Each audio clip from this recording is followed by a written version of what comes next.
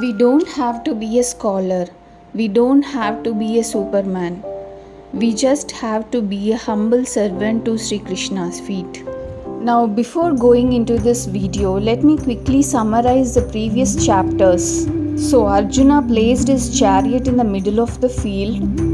He was devastated to kill Bhishma and Drona, especially in the Kaurava army, and he was caught in between righteousness and duty in his mind. Now, even in the Sankhya Yoga beginning, that is in chapter 2, Arjuna continues denying to fight, but he had to come to a state of surrender to Sri Krishna as he felt helpless and starting to trust only Sri Krishna Paramatma could help him.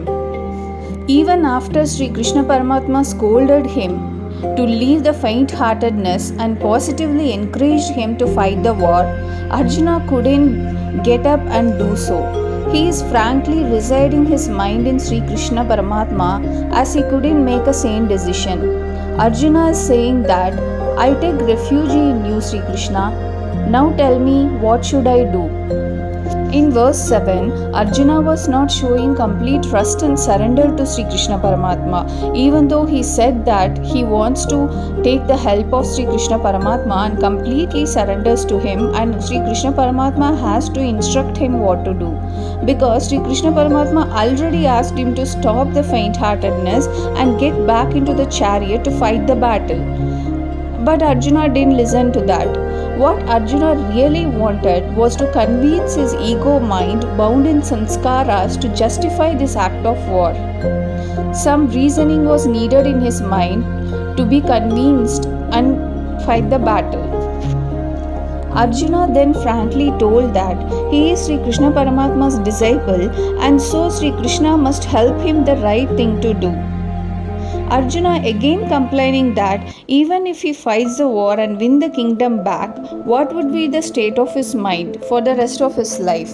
In verse 9, Arjuna is saying, I will be grieving over the death of my masters, uncles and grandparents, attaining all the prosperity yet to stay unhappy after this battle if I win this war. Is this what you are asking me to do, Sri Krishna? If you really care about me, how could you not understand my mind? It seems like you don't know me at all, and I will not fight this war. Arjuna said these words and became silent. In verse 10, Sri Krishna Paramatma is beginning to speak. Sri Krishna Paramatma understood Arjuna's spoken words and also his mind. So he is starting to speak with smile. In verse 11, Sri Krishna Paramatma says, Arjuna, why you are grieving over things that should not be grieved about? Wise people don't grieve for the living nor the dead. What Sri Krishna Paramatma implies here is that the wise people don't grieve for others, other living beings, as they help the people who are suffering on this earth with their best ability. Also, as per the Shastra, we should not grieve or cry over the dead relatives more than 10 days after the death. This has been also mentioned in Mitra Veda and other scriptures. As per Vedanta, and it's a familiar fact to us that this body is impermanent. After this life, the soul is going to take another form and another body as per our samskaras and prarabdha. So, in essence, we always prevail in this existence as consciousness. Just because we experience this three-dimensional reality and translating the vibrations into forms, it doesn't mean these are real.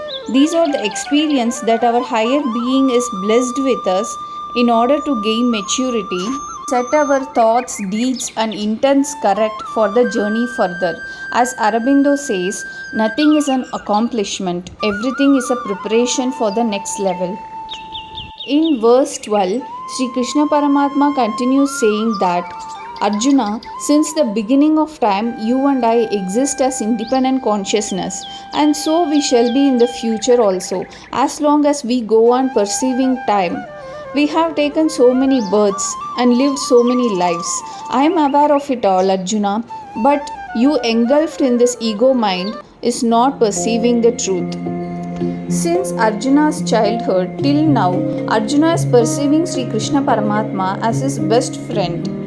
From this verse, Sri Krishna Paramatma is starting to imply that he is the God himself, the Paramatman, so that Arjuna could trust him undoubtedly. Rama Hare Rama Rama Rama Hare Hare, Hare Krishna Krishna Krishna Hare Hare.